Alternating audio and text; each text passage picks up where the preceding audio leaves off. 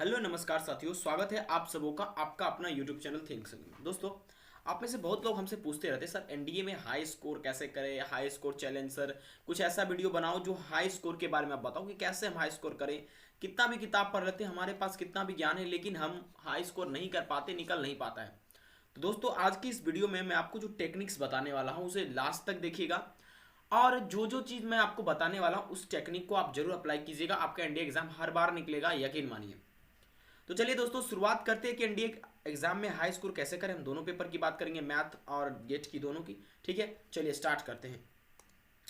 दोस्तों देखिए, आपके जो मैथ और गेट के पेपर होते हैं और सवाल ये है कि इसमें हाई स्कोर कैसे करें। तो सबसे पहले शुरुआत हम करेंगे मैथ से, उसके बाद गेट से। दोस्तों देखिए, मैथ्स में अगर आप गौर से देखेंगे तो 120 क्वेश्चन रहते हैं और वो 300 मार्क्स के रहते हैं।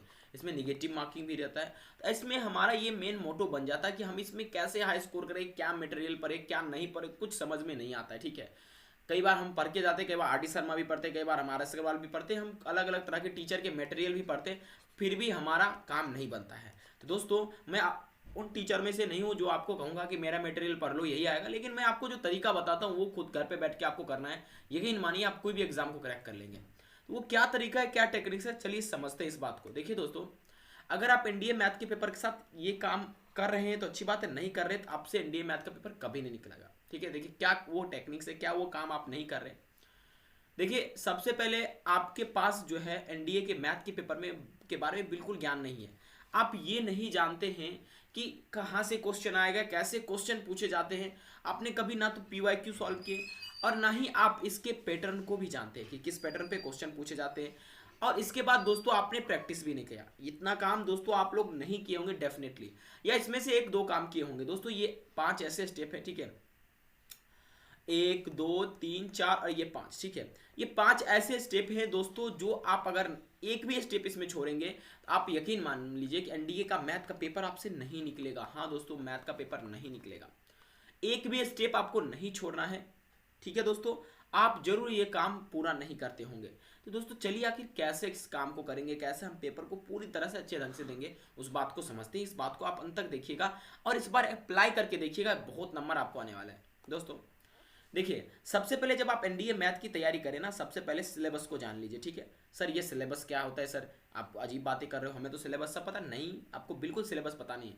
आपको सिलेबस बस ये पता है कि 11th और 12th के आएंगे, यही ना पता है। बिल्कुल, आप सबसे पहले क्या कीजिए, एनडीए के जो ऑफिशियल वेबसाइट पे जो नोटिफिकेशन आते हैं उसमें पेज नंबर 19 पर सिलेबस दिया गया, और उसको एक बार अभी भी आप देख लीजिए, समय है आपके पास।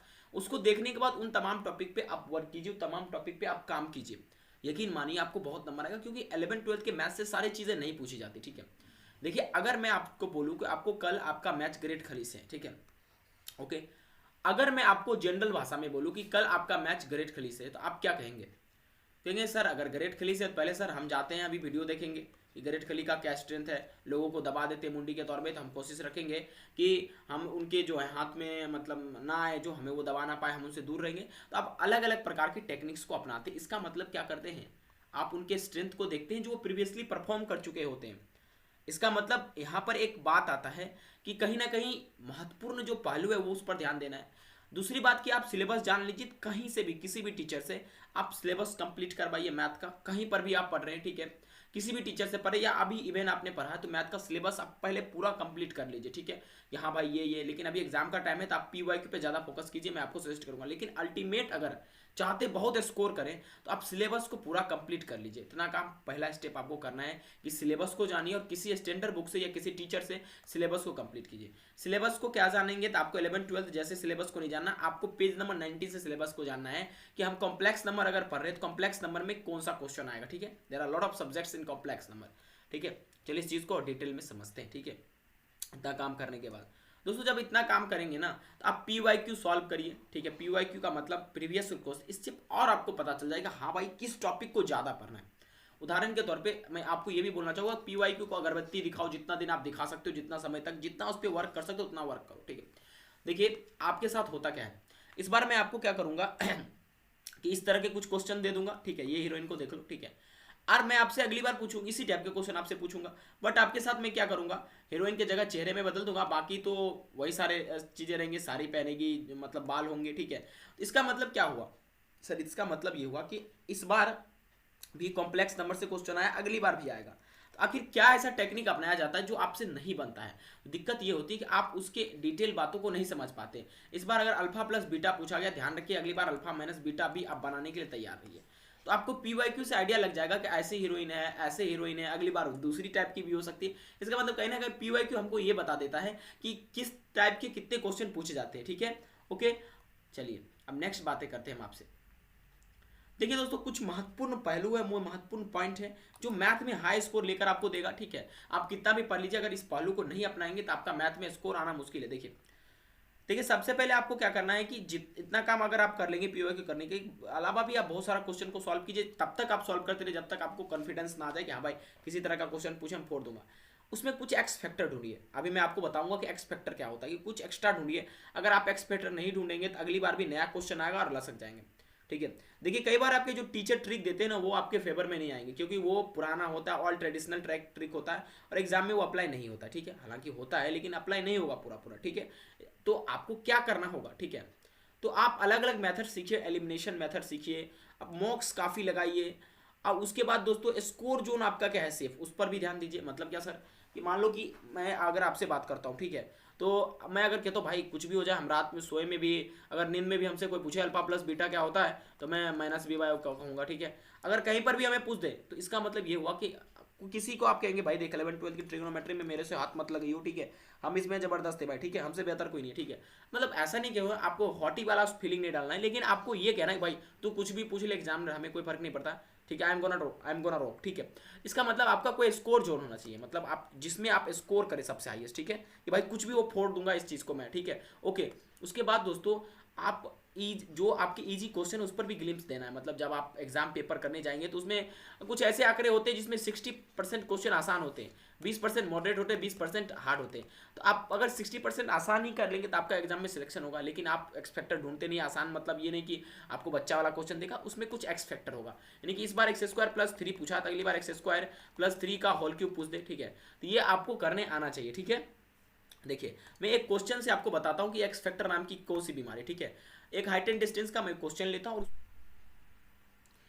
देखिए ये टेक्निक को हम इस क्वेश्चन से समझते हैं, ये हाइट एंड डिस्टेंस का क्वेश्चन है। और दोस्तों इस क्वेश्चन, इस तरह के जो क्वेश्चन आपके एग्जाम में आता है, हालांकि ये बेस्ट क्वेश्चन है, सीरियस एग्जाम में पूछा हुआ है। आपको एग्जाम में कौन सा अप्रोच अपनाना है, क्वेश्चंस को कैसे सोल्व करना है, ठीक है। देखिए आपको अच्छा अप्रोच अपनाकर क्वेश्चन को सोल्व करना, ये नहीं कुछ भी हम उठाकर सोल्व कर देंगे, नहीं। आप जब स्कोर करेंगे, हो सकता है पहली बार आप बनाए नहीं बने, लेकिन फास्ट अपने आप को रखना है, ठीक है। देखिए समझिए क्या बात मैं बोलना चाहता हूँ। देखिए क्वेश्चन क्या है, ये क्वेश्चन कह रहा है the angles of elevation of the top of tower from 2 points which are at a distance of 10 meter and 5 meter from the base of the tower and in the same straight line with it are complementary the height of the tower। मतलब कह रहा है question में कि एक tower है, ठीक है, एक मिनट दोस्तों, let me open the pen, कहाँ गया भाई बटन, ठीक है, ओके। और ये एक टावर है भाई, ठीक है। अब ये टावर जो है इस तरह का टावर है, ठीक है।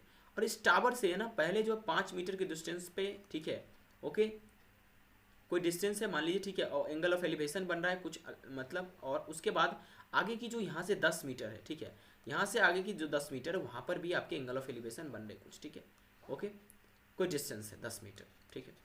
अब हमें कह रहा है जो दोनों एंगल ऑफ एलिवेशन बन रहे हैं ना यहाँ पर, वो दोनों कॉम्प्लीमेंट्री है। इसका मतलब अल्फा प्लस बीटा बराबर 90 डिग्री, ठीक है, ओके। कॉम्प्लीमेंट्री का मतलब यही तो हुआ, ठीक है। अच्छा इसका मतलब ये हुआ कि यहाँ पर अगर एक एंगल अल्फा है, दूसरा एंगल बीटा हुआ, ठीक है। अगर अल्फा प्लस बीटा बराबर 90 डिग्री हुआ तो बीटा बराबर होगा 90 डिग्री माइनस अल्फा, ठीक है। अल्फा होगा 90 डिग्री माइनस बीटा, ठीक है। अच्छा अगर दोस्तों हम इसमें हाइट निकालना चाहते हैं, इसे हमें एच बोलना पड़ेगा, इस ट्रेंगल में पहले बात करना पड़ेगा। तो टेन थीटा बराबर हम क्या बोलेंगे, यानी टेन थीटा बराबर पी बट्टा बी होता है तो एच बट्टा 5 बोलेंगे, ठीक है, क्लियर है। यहाँ पर हम अल्फा लेते थीटा नहीं, टेन अल्फा, ठीक है, ओके। लेकिन दोस्तों टेन अल्फा हमें मिलेगा कैसे, तो अल्फा की जगह हमें 90 माइनस बीटा लेना पड़ेगा, क्योंकि एग्जैक्टली कह रहा है दोनों कॉम्प्लीमेंट्री है। 10 इंटू 90 माइनस बीटा, ठीक है, बराबर एच बट्टा 5। जरा गौर से देखिए ये कॉट बीटा आ जाएगा बराबर एच बट्टा 5, और ये वाला आपका जो है अगर इसको इसी तरह से कीजिएगा 10 बीटा आ जाएगा। ओके दोस्तों, जब इसको बनाने लगेंगे तो हमें समस्या होगा और बहुत सारे वैल्यूज पुट करने पड़ेंगे। इसके लिए हमें कौन सा अलग टेक्निक अपनाना पड़ेगा, देखिए वो बच्चा वाला टेक्निक, ठीक है। देखिए सबसे पहले मैं आपको बता दूं कि देखिए यहाँ पर अगर आप अल्फा प्लस बीटा ऐसा कुछ कहते हैं 90 डिग्री होगा, आप ऐसा ना कहें, ठीक है। यहाँ पर आपको कॉम्प्लीमेंट्री कह रहा है ना, आपका ये एक थीटा होगा, एक दूसरा होगा 90 डिग्री माइनस थीटा। अप्रोच कैसे चेंज होगा हमारा, ये अप्रोच से नहीं बना, फटाक से हम इसको क्लॉज कर देंगे। यही चीज़ सीखना घर पर। तो इसमें 90 डिग्री माइनस थीटा हो गया। जब 90 डिग्री माइनस थीटा हो गया, इसका मतलब इसी प्रकार से हम इसको बनाएंगे, ठीक है। एक थीटा तो दूसरा 90 माइनस थीटा होगा। तो अगर हम इस प्रकार से लिखेंगे तो इसको हम क्या लिख सकते हैं, एक मिनट देखिए,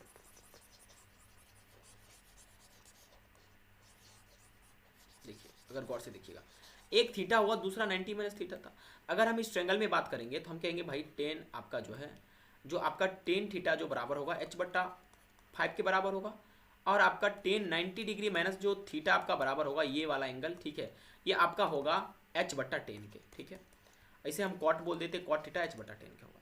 हमें हाइट चाहिए ना, तो हम इसे दोनों को मल्टीप्लाई कर लेंगे आसानी से। टेन थीटा और कॉट थीटा क्या देता है लेकर 1, आपको पता है बात।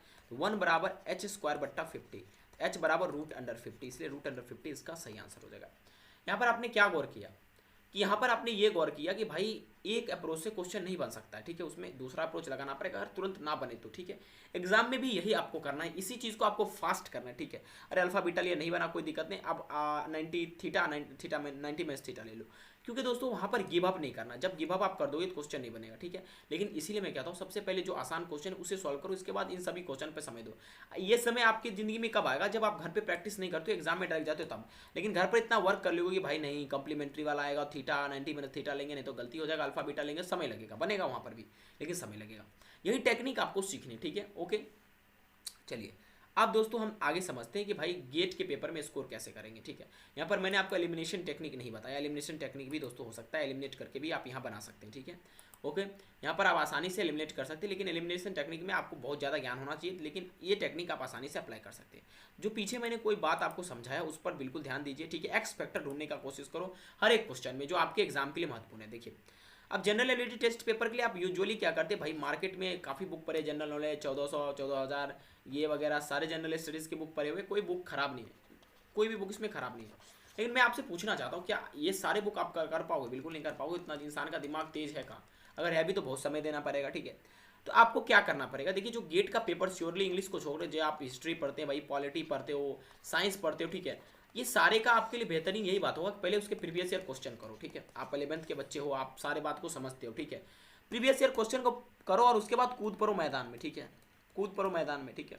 कैसे कूद पड़ेंगे मैदान में, देखिए सिंपल सा भाषा में आपको बताना चाहिए कि PYQ कर लो भाई, ठीक है। पहले सबसे महत्वपूर्ण काम आपका क्या है भाई, PYQ करो, प्रीवियस ईयर क्वेश्चन करो, ठीक है। आप विद्वान नहीं हो, ठीक है, आप इंसान हो, ठीक है, प्रीवियस ईयर क्वेश्चन करो।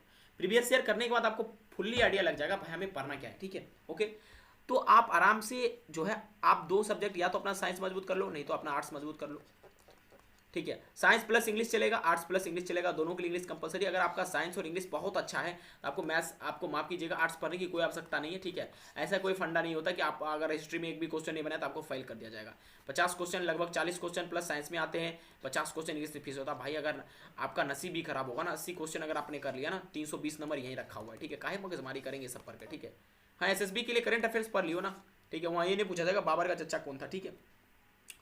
दोस्तों इसके लिए भी मैंने एक वीडियो बनाया है कि भाई साइंस में ही क्या पढ़ना है, ये सब मैंने एनालाइज किया है। तो ये जब तक आप टेक्निक्स नहीं अपनाएंगे तो आपको कोई भी नहीं सिखा सकता, ठीक है। और ये जो आपके गेट के पेपर है ना, इसमें भी बहुत चीज़ आपको सीखना है, कैसे कि भाई एलिमिनेट करो, ठीक है। क्वेश्चन आए तो उसमें ये पहले देखो क्या नहीं हो सकता है, ठीक है।